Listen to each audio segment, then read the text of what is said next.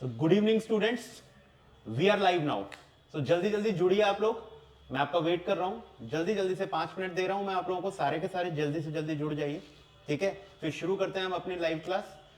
As I told you earlier, as I promise you earlier कि अब दिसंबर month में हम आपके साथ सारे के सारे जो हैं ऑनलाइन वीडियोस रेगुलर लेके आएंगे, लाइव क्लासेस रेगुलर लेके आएंगे। तो वैसा हमने शुरू कर दिया है, तो आप लोग जुड़े रहिए हमारे साथ और जुड़ते रहिए। बहुत सारी चीजें आपको मिलेंगी और सिर्फ पर्टिकुलर सब्जेक्ट की वीडियोस नहीं आएंगी आपके पास, लाइव क्लासेस पर्टिकुलर सब्जेक्ट की नहीं आएंगी। अब सिस्टमैटिकली सारी वीडियोस जो हैं, सारी लाइव क्लासेस, जैसे इंग्लिश हो गया, रीजनिंग हो गया, मैथ्स हो गया, जीएस हो गया, सबकी लाइव क्लासेस आपको टाइम टू टाइम एक शेड्यूल के थ्रू मिलती रहेंगी। तो अब हम चाहते हैं कि आप इसका फायदा उठाएं। ठीक है, ज्यादा से ज्यादा बच्चे लाइव जुड़े हमारे साथ और उसके बाद ये जो हम चीजें डिस्कस कर रहे हैं यहाँ पर, इसका आप फायदा लें और अपने जितने भी साथ के फ्रेंड्स हैं या जो भी हैं उनको भी इसके लिए जोड़ें अपने साथ। ठीक है, तो चलिए शुरू करते हैं। बच्चे लाइव आ चुके हैं। ठीक है, चलिए देखिए, जैसा कि इसमें पहले ही लिखा हुआ है कि भाई एरर्स का खेल है। ठीक है, तो मोस्ट ऑफ द बच्चे जो होते हैं, मोस्ट ऑफ द स्टूडेंट्स जो होते हैं, उनकी प्रॉब्लम ग्रामर को ही लेके होती है। ठीक है, पेपर के अंदर उनका जो ग्रामर का सिस्टम है वो अभी भी ज्यादातर बच्चे जो हैं वो क्या करते हैं कि इंट्यूशन के बेसिस पर ग्रामर को ठीक कर रहे होते हैं। हालांकि जो बच्चे मुझसे पढ़ रहे हैं उनको मैंने कई बार समझाया कि ग्रामर का सिस्टम अलग होता है, तो उसको हमें स्ट्रक्चरल बेसिस पर देखना पड़ता है। आप उसको इंट्यूशन के बेसिस पर मत देखो। अगर इंट्यूशन के बेसिस पे ही देखना है तो फिर पढ़ने का कोई मतलब नहीं है। ठीक है, तो अगर ग्रामर पढ़ रहे हैं तो ग्रामर को स्ट्रक्चरली देखना पड़ता है और सिस्टमेटिकली देखना पड़ता है। ठीक है, चलिए पहला क्वेश्चन शुरू करते हैं हम अपना। आप सब लोग पहला क्वेश्चन देखेंगे सारे बच्चे और दूसरा क्वेश्चन भी देखेंगे। आपको सिर्फ 30 सेकंड दे रहा हूं, फटाफट से आंसर दें सारे के सारे बच्चे, किस पार्ट में एरर है। उसके बाद में पार्ट का एरर भी बताऊंगा और उसका कॉन्सेप्ट भी बताऊंगा आप लोगों को। ठीक है, तो चलिए जल्दी जल्दी आंसर दीजिए सारे के सारे बच्चे। चलिए, बहुत बढ़िया बहुत बढ़िया, फटाफट क्वेश्चन पढ़िए और उसका आंसर दीजिए आप लोग। Very good. ठीक है, फर्क नहीं पड़ेगा आप गलत देंगे या सही आंसर देंगे, बट आंसर सबको देना है। ठीक है, तो आंसर दीजिए आप लोग।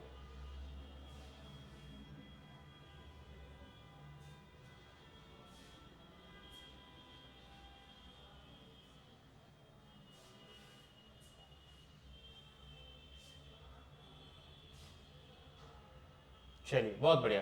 ठीक है, काफी बच्चों के आंसर आए हैं। चलिए बहुत बढ़िया, आपने आंसर जिसने भी दिया है बहुत सही दिया है। अब सारे बच्चे देखेंगे कि किसका आंसर सही है और किसका आंसर गलत है। मैं यहाँ पर कॉन्सेप्ट भी बता रहा हूं और आपको एरर भी बता देता हूं। देखिए, सबसे पहला क्वेश्चन दिया गया है, she can not withdraw all her money unless she does not give an advance notice. So यहां पर हमें देखें तो हमारा जो एरर है, हमारा बी पार्ट में एरर होगा बच्चों। बी पार्ट में हमारा एरर है। कॉन्सेप्ट क्या कहता है, तो कॉन्सेप्ट आप लोग ध्यान से समझ लेंगे। कॉन्सेप्ट बेसिकली ये कहता है कि जो अनलेस हमारा होता है, ये क्या होता है, कंजंक्शन होता है। अनलेस जो होता है वो कंजंक्शन होता है हमारा, और अनलेस कंजंक्शन क्या होता है, नेगेटिव कंजंक्शन होता है। तो अनलेस कंजंक्शन के साथ जिस क्लॉज में अनलेस लिखा गया होगा उस क्लॉज के अंदर नॉट दोबारा नहीं लिखा जाता, क्योंकि अनलेस का मतलब ही क्या होता है, नेगेटिव होता है। तो यहां पर क्या एरर हो गया, अनलेस के साथ हमें डज नॉट ना लिख के शी के साथ हमें क्या लिख देना है, गिव्स लिख देना है। तो एरर यहां पर ये होगा। तो आगे आप सारे बच्चे ध्यान रखेंगे कि अनलेस जिस भी क्लॉज में लिखा गया है उस क्लॉज के अंदर दोबारा डबल नेगेटिव नहीं बनाना है उसको। अनलेस अपने आप में नेगेटिव होता है, उसके साथ नॉट नहीं लगता। तो बेसिकली अब जैसे ही हम डज नॉट लिखेंगे तो डज नॉट क्या है, नेगेटिव से हटके क्या होगा, वर्ब की फर्स्ट फॉर्म ऐसे ही ले लेगा। तो ये हो जाएगा हमारा, she can not withdraw all her money unless she gives an advance notice. ठीक है, तो सारे बच्चे ध्यान रखेंगे, अनलेस के साथ दोबारा से नॉट नहीं लिखा जाता है। चलिए सेकंड क्वेश्चन पे आ जाते हैं हम लोग। सेकंड क्वेश्चन क्या कहता है, one of the issues in our work are that of disposing of the surplus. ठीक है, चलिए मोस्ट ऑफ द बच्चों ने ये आंसर लगभग सही दिया है सबने, लेकिन फिर भी मैं इसको एक बार बता देता हूं। देखिए, एरर है हमारा बी पार्ट में और यहां आर ना आके इज आ जाएगा।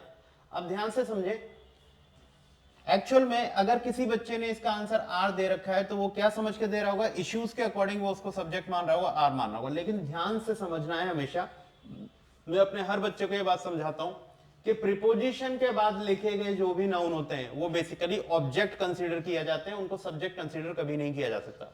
तो अगर ये प्रीपोजिशन का ऑब्जेक्ट है तो हमारा सब्जेक्ट कौन बनेगा, वन बनेगा। अब वन क्या होता है, हमारा सिंगुलर नंबर का सब्जेक्ट हुआ, तो सिंगुलर नंबर का सब्जेक्ट है तो उसके लिए आर नहीं इज लगाया जाएगा। तो बेसिकली आपको यही समझना है कि जब भी हम पार्ट लिखते हैं, पार्ट ऑफ टोटल, तो जो टोटल होता है ना वो बेसिकली प्रीपोजिशन का ऑब्जेक्ट बन जाता है, तो इसके अकॉर्डिंग वर्ब कभी नहीं लगाई जा सकती। तो हमें पार्ट चेक करना पड़ता है, क्योंकि पार्ट हमारा सब्जेक्ट होता है। तो पार्ट अगर प्लूरल है तो प्लूरल वर्ब लगाओ, सिंगुलर है तो सिंगुलर वर्ब लगाओ। अगर मान लो मैंने लिख दिया होता सम ऑफ द इश्यूज, ऑब्वियसली तो सम क्या हो जाएगा हमारा, प्लूरल हो जाएगा, प्लूरल हो जाएगा तो यहां आर ठीक हो जाता। बात समझे आप लोग? तो ये बात ध्यान रखना है कि कभी भी पार्ट का टोटल दिया गया हो ना ऑफ के थ्रू, तो हमेशा पार्ट के अकॉर्डिंग वर्ब लगाया करो। अब वो पार्ट सिंगुलर है तो सिंगुलर वर्ब, प्लूरल है तो प्लूरल। Get that? चलिए नेक्स्ट क्वेश्चन पे आते हैं बच्चों। अगेन मैं आपको 30 सेकंड दे रहा हूं सारे के सारे बच्चों को, फटाफट से दोनों का आंसर बताइए, देखते हैं कौन सही आंसर करता है, और फाइनली लास्ट में जाकर आपको यह देखना है कि किसके कितने आंसर्स ठीक हुए। ओके चलिए चलिए फटाफट, गुड।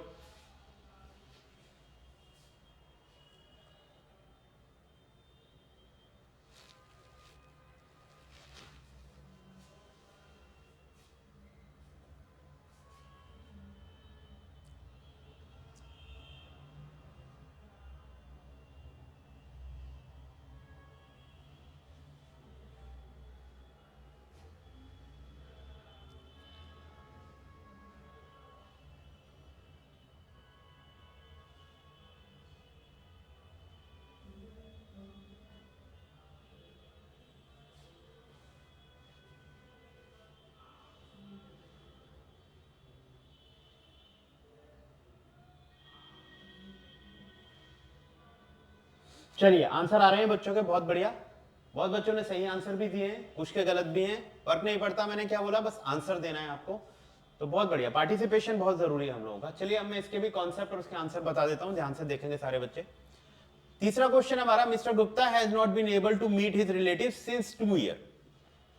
अब ये भी बहुत सिंपल सा क्वेश्चन है, जिन जिन बच्चों ने टेंस पढ़ा हुआ है उन्होंने तुरंत इसको पकड़ लिया होगा, लेकिन आप ध्यान से समझो कि ये कॉन्सेप्ट क्या कहता है।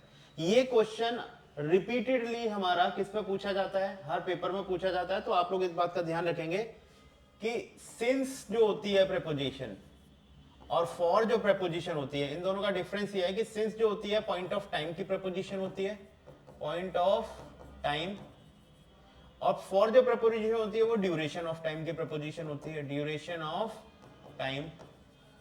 तो हमें पता है कि पॉइंट ऑफ टाइम में ना कभी भी कोई काम शुरू होकर खत्म नहीं हो सकता, ठीक है, लेकिन ड्यूरेशन ऑफ टाइम में हमेशा कोई काम शुरू हुआ होगा और कहीं किसी ड्यूरेशन पर खत्म हुआ होगा।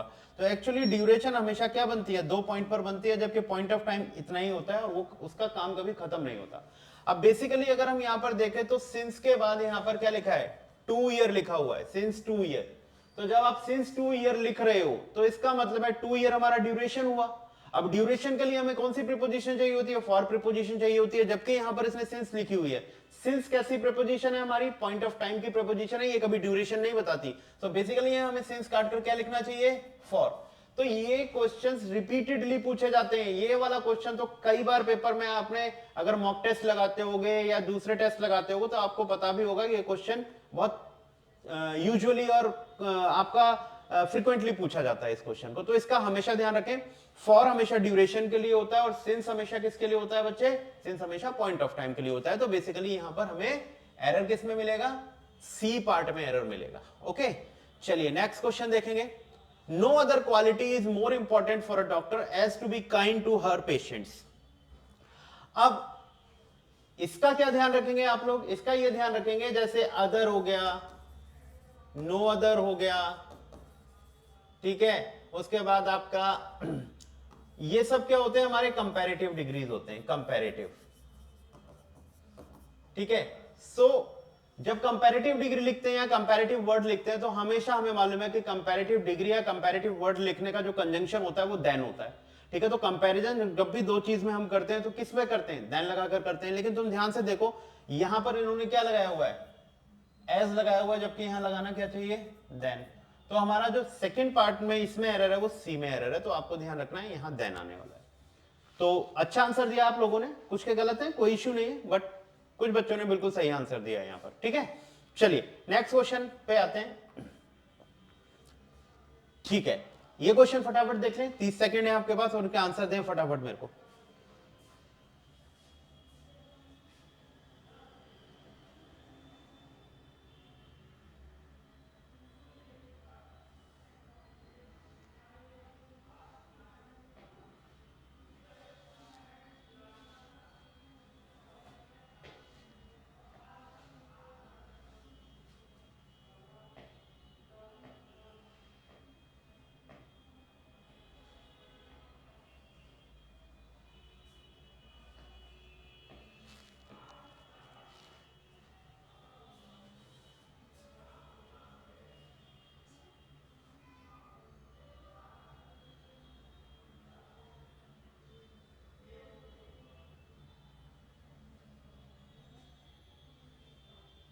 चलिए आपका टाइम खत्म हो गया, आंसर आए हैं काफी बच्चों के, सही आंसर है गलत भी है, वही फिर से मैं समझा देता हूं, अपने आंसर को चेक कर लेना आप लोग।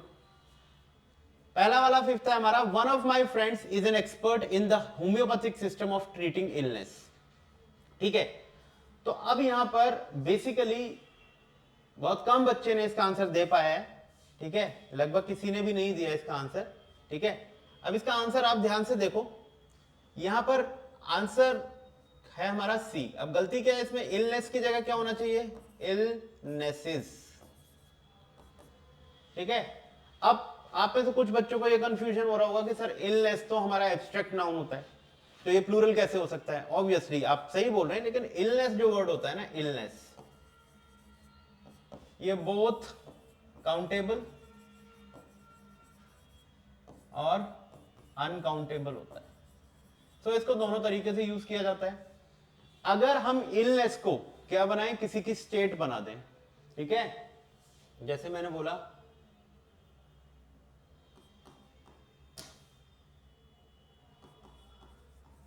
राहुल इज वरीड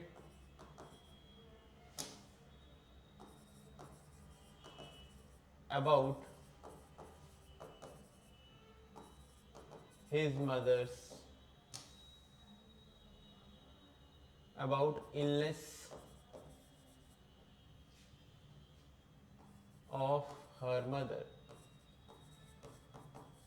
तो देखो यहां पर इलनेस जो है ना वो अनकाउंटेबल है, क्योंकि यहां पर आप किसी की स्टेट बता रहे हो, उसकी मदर की इलनेस है तो मदर की स्टेट हो गई।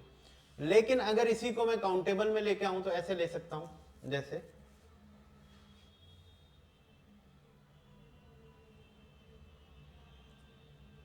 headache is not an illness। ठीक है, अब एक बात तो ये कि देखो यहां इलनेस के साथ मैंने एन लगा दिया, क्यों लगा दिया, क्योंकि यहां पर ये काउंटेबल हो गया, क्योंकि यहां पर ये क्या हो गया, टाइप हो गया। तो टाइप जब ये बन जाएगा तब ये प्लूरल हो जाएगा, लेकिन जब ये स्टेट बनेगा तब नहीं होगा। अच्छा एक और एग्जांपल देता हूं, headache and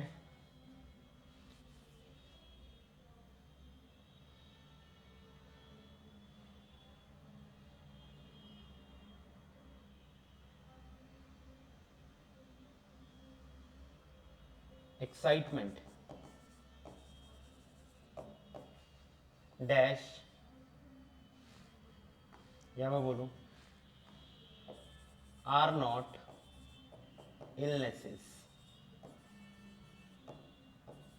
तो देखो यहां पर मैंने दो प्रॉब्लम की बात करी, अब दो की बात करी तो देखो मैंने इलनेसेस लिखा, इलनेस नहीं लिखा, ठीक है।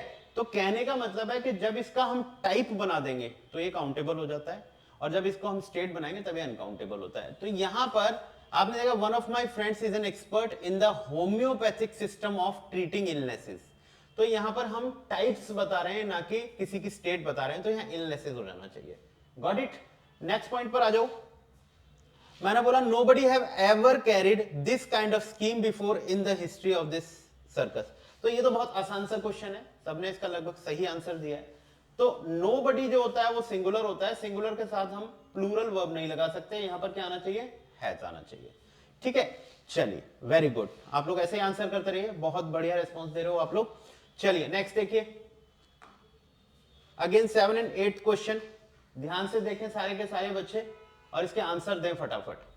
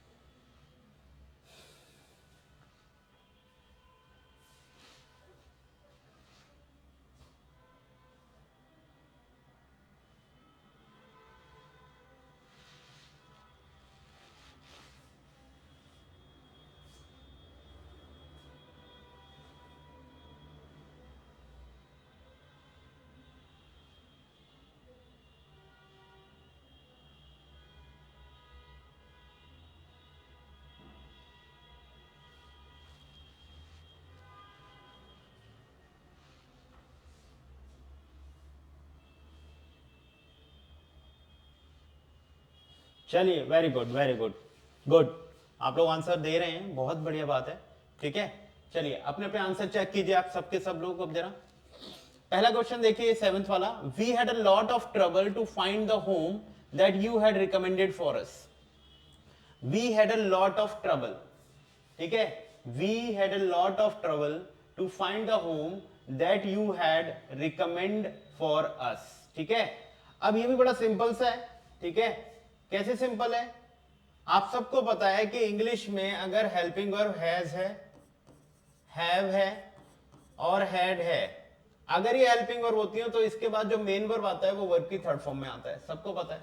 ठीक है, सो यहां पर अगर हम देखें we had a lot of trouble, तो यहां तो ये मेन वर्ब की तरह काम कर रहा है, तो इसके बाद हमें ये हेल्पिंग वर्ब नहीं है, ये खुद ही मेन वर्ब है, तो उसके बाद ये उसका पोजीशन लगा दिया है, तो यहां तो वर्ब में सेकंड फॉर्म आ गई है। ठीक है, लेकिन उसके बाद देखो हैड के बाद आपने यहां रिकमेंड लिखा है, तो रिकमेंड क्या होती है, वर्ब होती है, तो अगर ये मेन वर्ब है तो ये हेल्पिंग वर्ब नहीं होगी, तो हैड या हेल्पिंग वर्ब है, और हेल्पिंग वर्ब हैड के साथ हो या हैज के साथ हो या हैव के साथ हो, परफेक्ट टेंसेस क्रिएट करते हैं, और परफेक्ट टेंसेस में हैज हैव हैड के साथ हमें वर्ब की थर्ड फॉर्म लगानी पड़ती है।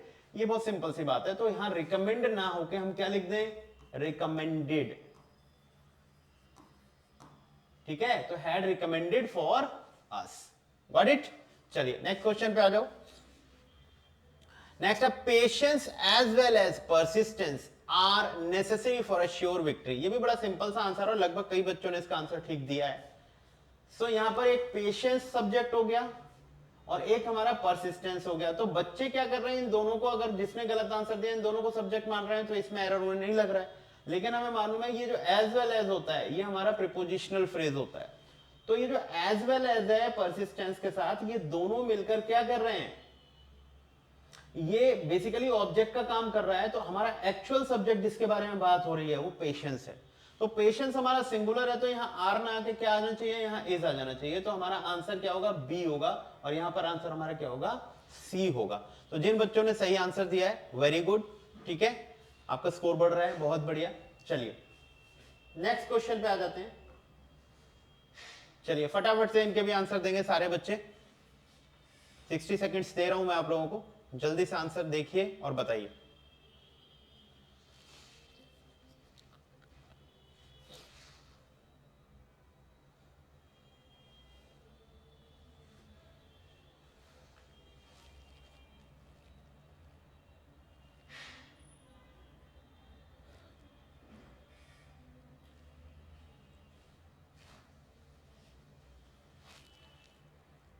चलिए बहुत बढ़िया बहुत बढ़िया, सारे बच्चे आंसर कर रहे हैं। मैं चाहता हूं सारे के सारे बच्चे आंसर करें, कोई भी चुप बैठकर सिर्फ आंसर देखे नहीं, हर कोई इन्वॉल्व हो, हर कोई इसमें देखे, हर कोई अपना दिमाग चलाए इसमें, और जब दिमाग चलाओगे तभी इसका आंसर आपको मिल पाएगा। ठीक है, सिर्फ इतना देख लो कि हाँ सर अपने आप आंसर बता देंगे तो हमें समझ में आ ही जाएगा, तो बेटा ऐसे नहीं चलेगा, आपको इसमें क्या करनी पड़ेगी, अपनी भागीदारी देनी पड़ेगी, बताना पड़ेगा। गलत होगा कोई इशू नहीं है, सही में बताने ही वाला हूं, बट आप लोग इसमें डालें, मतलब आंसर दें जरूर। और सीधी सी बात यह है कि आंसर कोशिश ना करें ए बी में ना देके, कोशिश ये करें कि आंसर एक्चुअल में बताएं कि भाई इसमें ये मिस्टेक है सर। आप सी पार्ट में मिस्टेक है और सी पार्ट में इस पर्टिकुलर ग्रामर कंसेप्ट की मिस्टेक है, तो ऐसे देंगे तो ज्यादा बेटर। ठीक है, चलिए आए हैं काफी बच्चों के आंसर, वेरी गुड। बाकी अब अपना अपने आंसर चेक कीजिए सारे बच्चे। The passerby told us where was the bridal room and even led us to it. अब ध्यान से देखो, ये कॉन्सेप्ट मैं पहले भी आपको क्लासेस में बता चुका हूं, आप समझो। सेंटेंसेस दो टाइप के होते हैं बेसिकली, एक होता है हमारा इंटेरोगेटिव और दूसरा होता है हमारा असर्टिव। तो दोनों में डिफरेंस ये होता है कि इंट्रोगेटिव सेंटेंस में क्या होता है, WH वर्ड हो तो उसके बाद हमेशा हेल्पिंग वर्ब आती है, फिर उसका सब्जेक्ट आता है, फिर उसकी मेन वर्ब आ जाती है और उसका कोई ऑब्जेक्ट होता है तो ऑब्जेक्ट लेते हो। तो हमारा जो इंट्रोगेटिव सेंटेंस है उसकी कंस्ट्रक्शन ये बनती है। लेकिन जो हमारे असर्टिव सेंटेंस होते हैं उसमें क्या होता है, हमेशा सब्जेक्ट पहले आएगा, फिर हेल्पिंग वर्ब आएगी, फिर उसका मेन वर्ब आएगा और फिर उसके बाद ऑब्जेक्ट आएगा। कहने का मतलब है हेल्पिंग वर्ब से पहले नहीं आती है। अब है क्या कि यहां पर जो वेयर लिखा गया है ये WH वर्ड तो है, लेकिन आप में से लगभग सारे बच्चों को मैंने पढ़ा रखा है कि WH वर्ड क्वेश्चन वर्ड ना होने, क्वेश्चन वर्ड होने के साथ साथ कभी कभी कंजंक्शन भी होते हैं। तो जब वो कंजंक्शन होते हैं तो वो हमेशा क्या करते हैं, सबऑर्डिनेट क्लॉज बनाते हैं। सबऑर्डिनेट क्लॉज बोले तो मेन क्लॉज को सपोर्ट करने वाली दूसरी क्लॉज, जैसे the passerby told us. ठीक है, क्या बताया, ये वाली बात बताई उन्होंने। तो ये जो बात है ना एक्चुअल में डायरेक्ट क्वेश्चन नहीं है, this is called indirect question. तो जब भी इनडायरेक्ट क्वेश्चन WH वर्ड से बनता है, ऑब्वियसली मतलब वो जो WH वर्ड है दो सेंटेंसेस को कनेक्ट करता है, तो वहां पर वो सेंटेंस क्वेश्चन फॉर्म नहीं होता, वो क्या होता है, असर्टिव सेंटेंस होता है। और असर्टिव सेंटेंस में हेल्पिंग वर्ब कभी पहले नहीं आती। आपको क्या करना चाहिए, ये द ब्राइडल रूम इसका सब्जेक्ट है और हेल्पिंग वर्ब बाद में आनी चाहिए। तो ये हो जाना चाहिए the passerby told us where the bridal room was. ठीक है, तो ऐसे नहीं वेयर वॉज बना दोगे तो ये क्वेश्चन फॉर्म बन जाएगा, जबकि यहां पर ये क्वेश्चन फॉर्म हो नहीं सकता क्योंकि यहां पर ये क्वेश्चन नहीं है। व्हाट इट बच्चों, चलिए next. I am totally hostile to the statement of some of our chef.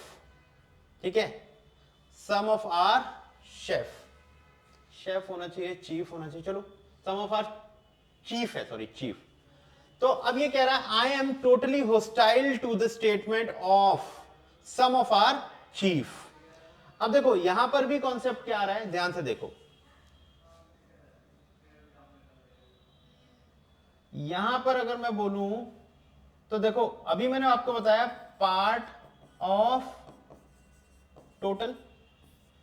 तो एक बात मैंने ये बताई थी कि पार्ट हमारा क्या होता है, हमेशा सब्जेक्ट होता है और टोटल जो होता है वो हमारा ऑब्जेक्ट होता है, किसका, प्रीपोजिशन का। लेकिन आपको ये ध्यान रखना है हमेशा कि टोटल हमेशा पार्ट से ज्यादा होना चाहिए।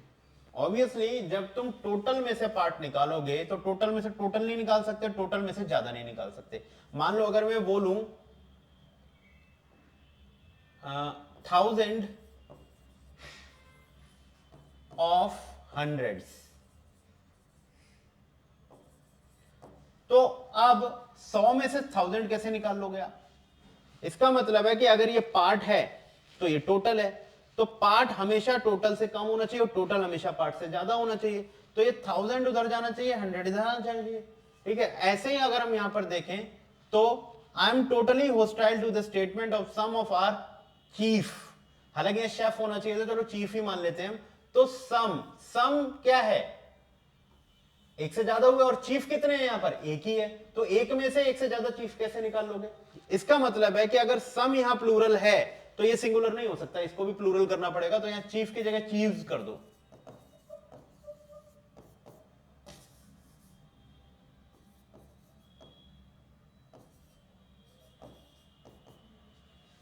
ठीक है, तो क्लियर हो गया ये। तो हमेशा ध्यान रखना पार्ट हमारा टोटल हमेशा पार्ट से ज्यादा होना चाहिए। चलिए नेक्स्ट क्वेश्चन पे आते हैं। चलिए फटाफट से टाइम लीजिए, 60 सेकंड दे रहा हूं आपको, फटाफट इसके क्वेश्चंस के आंसर निकालिए।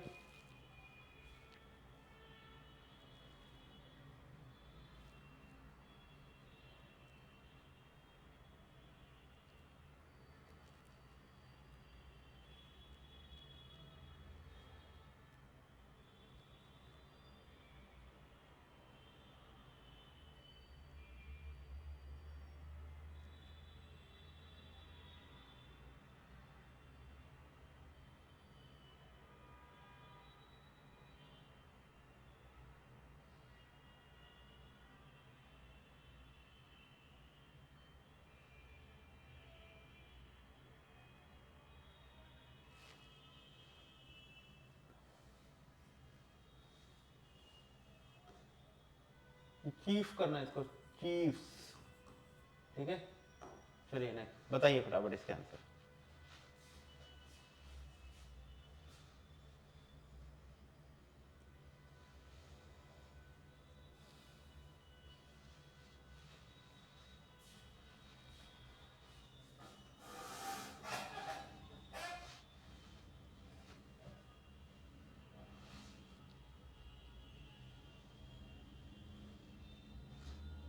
सेंटेंस इंप्रूवमेंट है आपके एग्जाम में कंटिन्यूसली पूछा जाता है, ये भी ग्रामर पे ही बेस होता है। ठीक है, इसके 4 ऑप्शन दिए गए हैं, बस वहां पर आपको क्या करना है, सही पोर्शन लिखना है वहां पर उठाकर। ठीक है, तो ये भी इस तरीके से भी पूछा जाता है।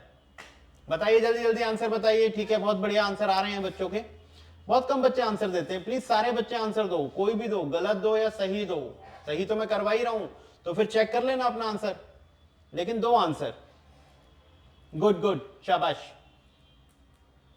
बहुत बढ़िया।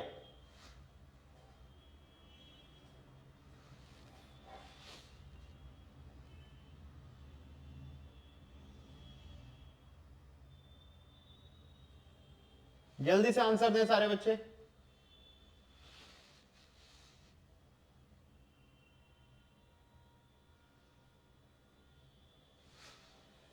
चलिए देखते हैं अब किस किस के आंसर ठीक होंगे, अपने आप में चेक करना आप।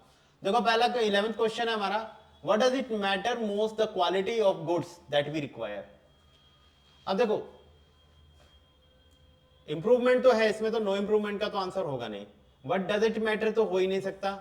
अब होता क्या है कि जब भी हमारा कोई WH word, question word, WH word क्या होता है, सब्जेक्ट की तरह काम करता है।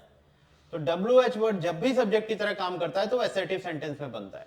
अभी मैंने बताया था कि पहली बात यह कि जो भी हमारे WH वर्ड होते हैं, जब वो क्वेश्चन ना करके क्या करें, किसी सबऑर्डिनेट क्लॉज के कंजंक्शन का काम करें, तो वहां पर हमें क्या करना चाहिए, WH वर्ड के साथ हमें जो सेंटेंस है वो असर्टिव बनाना चाहिए। अब तुम ध्यान से देखो, यहां पर सेंटेंस कितने हैं, एक तो what does it matter most और is the quality of the goods. तो इसका मतलब है कि हमारे पास एक सब्जेक्ट ये रहा और एक सब्जेक्ट ये सेंटेंस हो गया। जैसे मैंने लिखा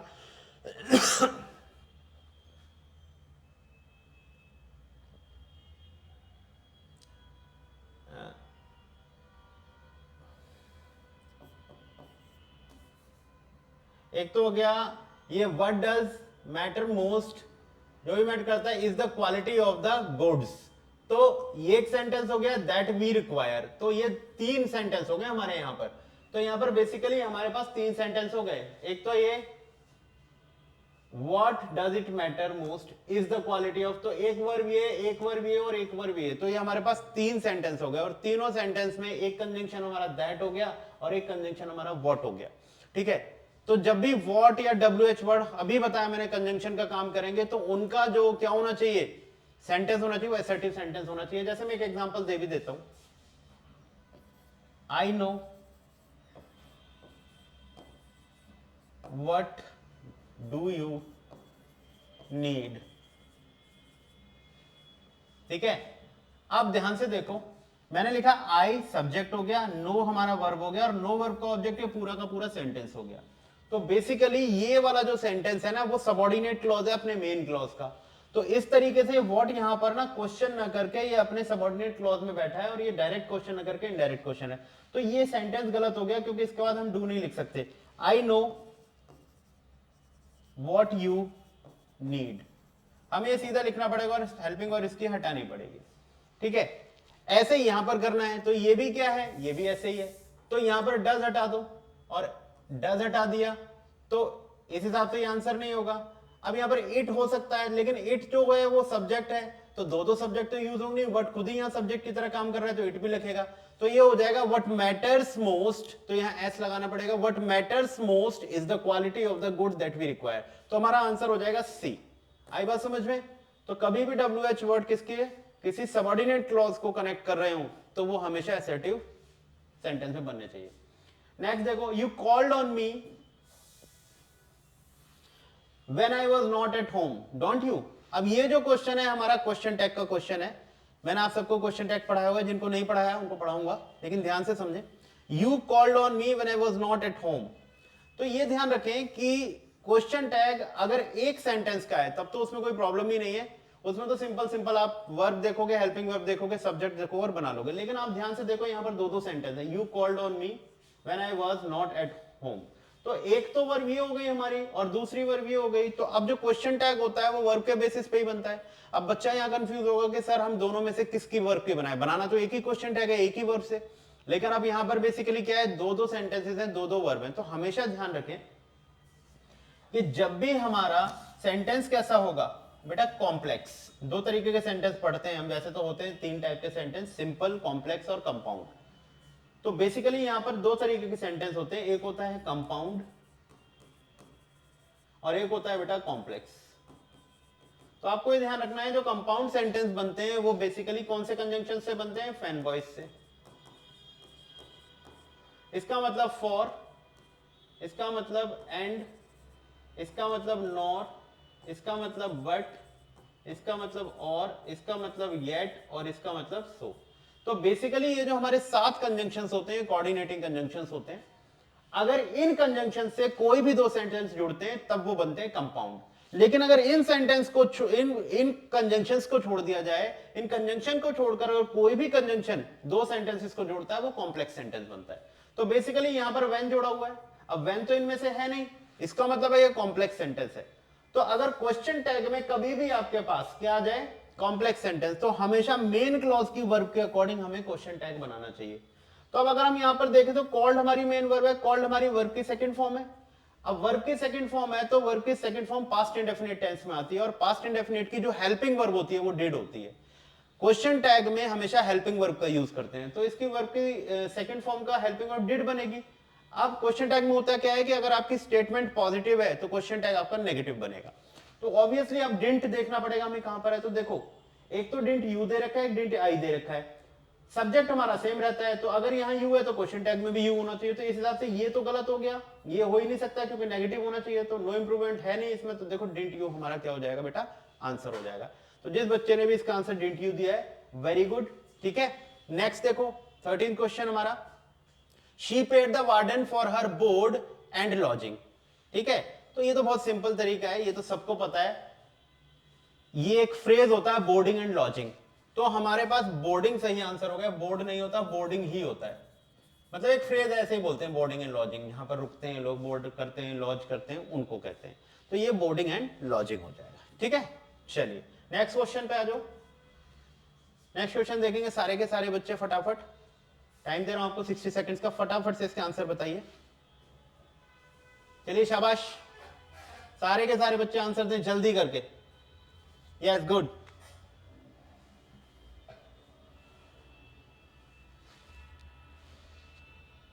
जल्दी से सारे बच्चे आंसर दें भाई।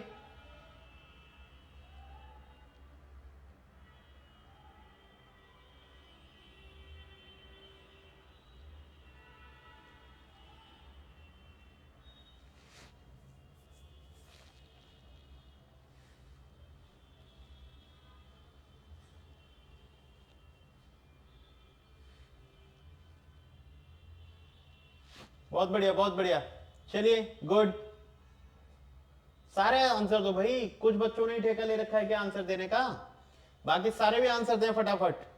Yes, I need answer from everybody. चलिए चलिए फटाफट, गुड, टाइम ओवर होने वाला है आपका इनके आंसर्स का।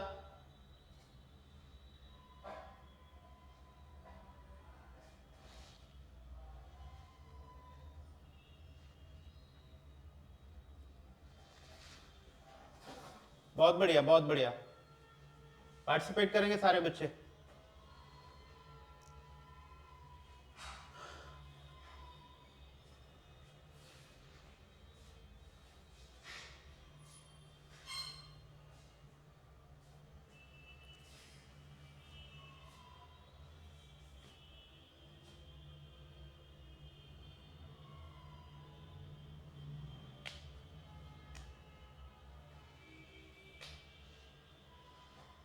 चलिए ठीक है, काफी बच्चों ने आंसर सही दिया है। ठीक है, आप चलो अपने अपने आंसर चेक कर लीजिए आप।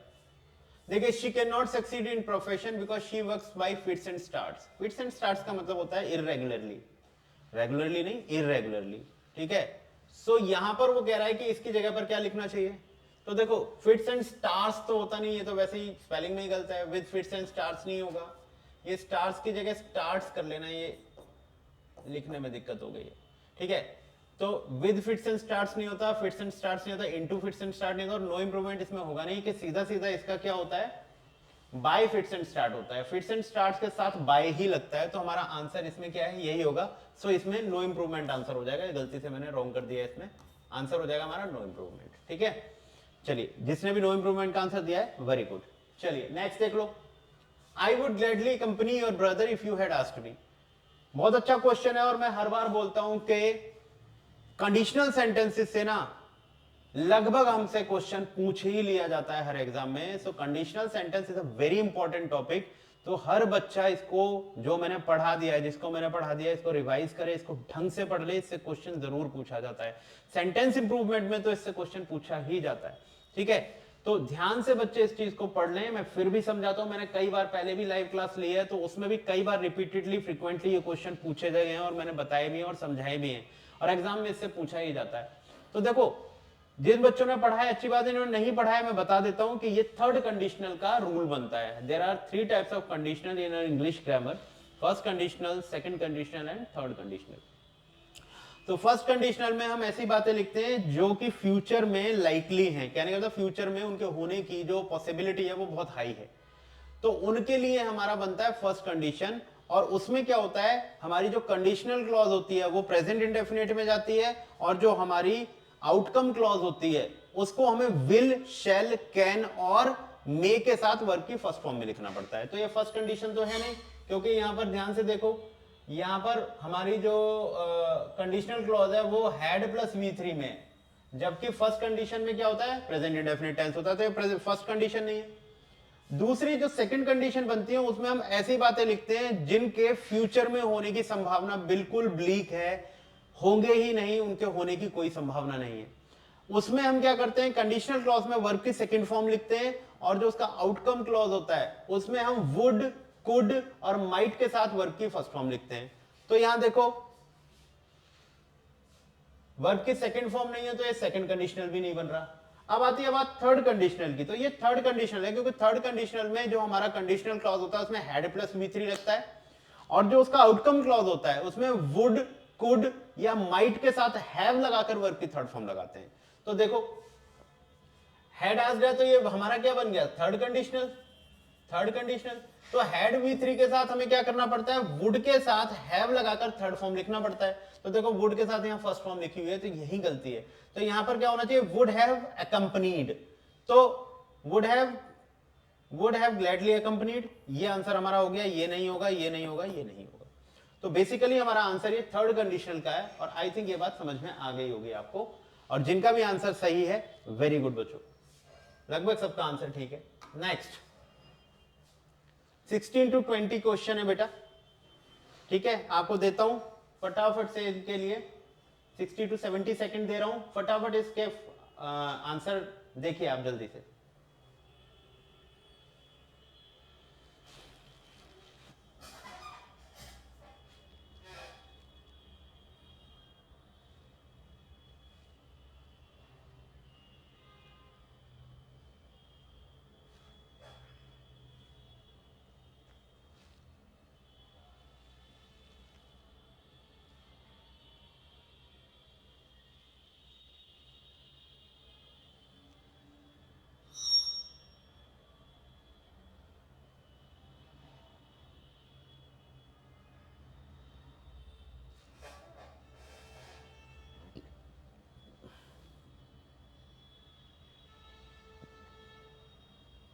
चलिए फटाफट आंसर दीजिए इसका बेटा, जल्दी जल्दी आंसर करें सारे बच्चे, सारे बच्चे आंसर करें बेटा।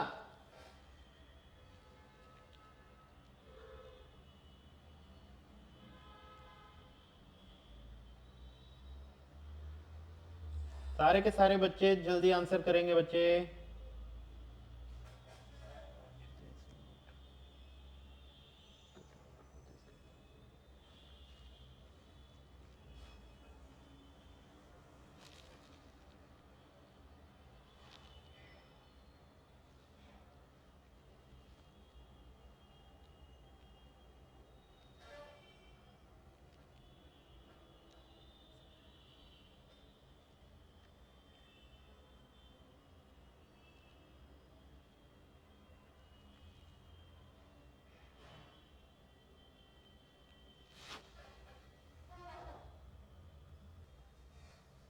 चलिए, बहुत बढ़िया आंसर दिया आप लोगों ने। अब चलिए अपने अपने आंसर चेक कर लीजिए बच्चों। देखिए पहला क्या है, she dash me for the last few months that she is living Canada very soon. She dash me for the last few months. अब देखो यहां पर बेसिकली टोल्ड आंसर नहीं हो सकता। क्यों नहीं हो सकता टोल्ड आंसर? क्योंकि यहां पर टोल्ड है वर्ब की सेकेंड फॉर्म और ये पास्ट इंडेफिनिट टेंस बनाती है, जबकि यहां पर लास्ट फ्यू मंथ्स बता रहा है, फॉर लास्ट फ्यू मंथ, तो ये ड्यूरेशन हो गई। अगर ड्यूरेशन हो गई तो फिर ये परफेक्ट टेंस में आना चाहिए, तो यहां पर हमेशा क्या होना चाहिए? दूसरी बात, टोल्ड इसलिए भी नहीं आ सकता क्योंकि ये जो हमारी दैट के बाद क्लॉज बनी हुई है ये प्रेजेंट में बनी हुई है। अगर यहां टोल्ड लिखते हैं तो फिर ये पास्ट में होनी चाहिए थी। इसका मतलब है अगर वो प्रेजेंट में है तो हमारी वर्ब भी प्रेजेंट में होगी, तो पास्ट की तो कोई वर्ब आएगी नहीं यहां पर, तो टोल्ड तो आ ही नहीं सकती। अब हैज बीन टोल्ड भी नहीं आ सकती क्योंकि बीन के बाद थर्ड की वर्ब की थर्ड फॉर्म नहीं लिखे होंगे, यहाँ पे हैज बीन टोल्ड भी होगा, तो फिर ये क्या हो जाएगा? आ तो सकता है, लेकिन हैज बीन टोल्ड में हमारा जो सब्जेक्ट है वो डूअर ना होकर रिसीवर हो जाएगा, जबकि ये ही डूअर है। ठीक है, तो has been told passive form हो जाएगा, जबकि हमारा सब्जेक्ट क्या है? एक्टिव है, तो ये हैज बीन टोल्ड भी हो सकता है। अब या तो हैज टोल्ड होना चाहिए या हैज बीन टेलिंग होना चाहिए। तो बेसिकली हमें यह ध्यान रखना है कि हैज टोल्ड भी हो सकता है, ड्यूरेशंस के साथ हैज टोल्ड लिखा जा सकता है, लेकिन ड्यूरेशंस के साथ परफेक्ट कंटीन्यूअस टेंस भी लिखे जाते हैं। तो आप हमेशा ध्यान रखें हैज टोल्ड नहीं लिखेंगे उस केस में जब कोई काम रुक रुक कर बार बार किया जा रहा है, यानी कि मतलब कोई काम जो है वो कॉन्टिन्यूअली हो रहा है, कंटिन्यूअसली नहीं, कॉन्टिन्यूअली हो रहा है। कंटिन्यूअसली का तो मतलब हुआ कि वो बिना रुके चल रहा है, कॉन्टिन्यूअली का मतलब है रुक रुक के हो रहा है बट वो हो रहा है कंटिन्यू बेसिस पे, रिपीटेड हो रहा है वो। तो फिर ऐसे केसेस में आपको हमेशा परफेक्ट कॉन्टिन्यूअस टेंस ही लिखना चाहिए। क्यों? क्योंकि हैज टोल्ड तो मतलब परफेक्ट हो गया ना काम, लेकिन वो क्या कर रहा है? For the last few months continue कर रहा है उस काम को, तो इसका मतलब है यहां पर हमारा हैज बीन टेलिंग होना चाहिए। तो हमारा जिसने भी हैज बीन टेलिंग आंसर दिया है, वेरी गुड। नेक्स्ट देखिए, there are people who take dash things for awarded. ठीक है, there are people who take for awarded. चलो ये अवॉर्डेड का मुझे समझ में नहीं आ रहा है यहाँ क्या वर्ड है, लेकिन हमें इसमें देखना है क्या आना चाहिए।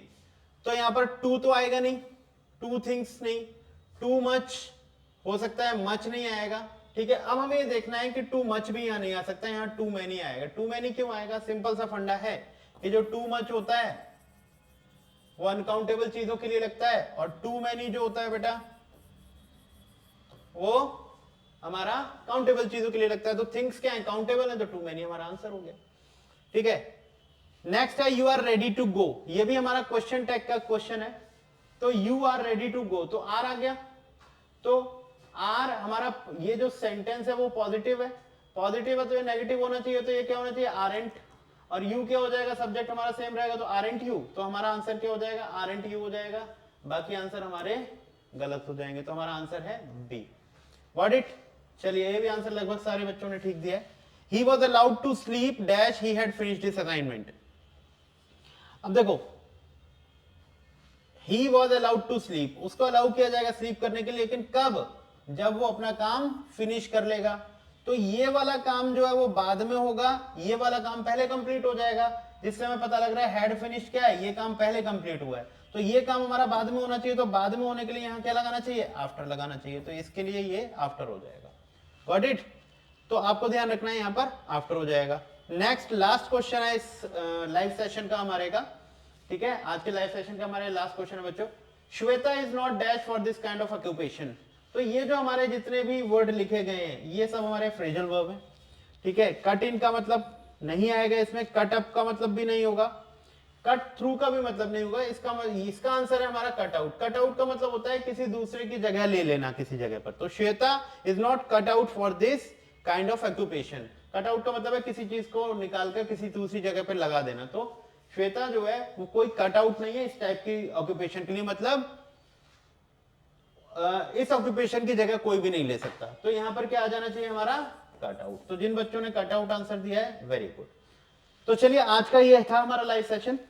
तो सारे बच्चों से मेरी रिक्वेस्ट है इसी तरीके से अब ये वीडियोस जो हैं पर डे पर रेगुलरली आपको मिलती रहेंगी, और सिर्फ इंग्लिश की ही नहीं मिलेगी, मैथ्स की, रीजनिंग की, जीएस की, लगातार आपको कंटिन्यू। अब हमने दिसंबर से शुरू कर दिया है और ये कंटिन्यू चलता रहेगा आपका। तो जैसे आज इंग्लिश की वीडियो है तो कल किसी दूसरे सब्जेक्ट की वीडियो मिलने वाली है आपको, उससे अगले दिन फिर किसी और सब्जेक्ट की वीडियो मिलने वाली है। तो इस सीक्वेंस को तोड़े नहीं, लगातार आप लोग इसको ज्वाइन करते रहिए, ज्यादा से ज्यादा इसका फायदा उठाते रहिए। जितना ज्वाइन करेंगे बिलीव मी आपको उतना ही फायदा होने वाला है, क्योंकि हम यहाँ पर बहुत अच्छे अच्छे कॉन्सेप्ट लेके आने वाले हैं। तो जो क्लासेस में पढ़ाया जाता है वो तो है ही, वो तो आपको पढ़ना ही है, लेकिन उसके बाद यहाँ आपका बहुत अच्छा रिवीजन हो रहा है। तो प्लीज जुड़े रहिए, आपके पास नोटिफिकेशन आ जाया करेगा पहले ही, ठीक है। तो नोटिफिकेशन आते ही आपको ध्यान रखना है कि इस समय हमारी लाइव क्लास होने वाली है, तो सारे अपने समय निकाल के लाइव क्लास को लिया करें। चलिए फिर चलते हैं, सेशन को खत्म करते हैं। Thank you so much for watching students. तो कल फिर मिलते हैं। Thank you so much.